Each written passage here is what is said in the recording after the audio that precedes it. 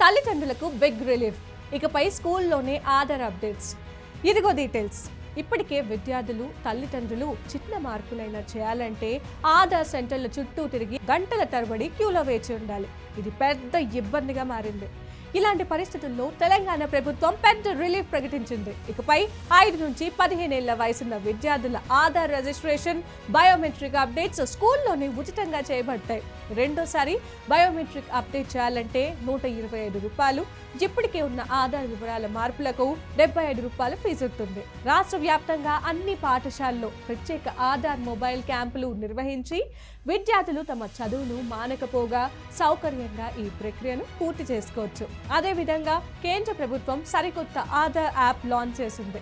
దీని ద్వారా Aadhaar verification, address, mobile number update, 5 వరకు ప్రొఫైల్ క్రియేట్ వంటి సౌకర్యాలు త్వరగా సులభంగా పొందొచ్చు. స్కూల్ క్యాంప్లు మరియు కొత్త యాప్ ద్వారా ఈ నిర్ణయం విద్యార్థులు తల్లిదండ్రులకు పెద్ద రిలీఫ్గా నిలుస్తుంది.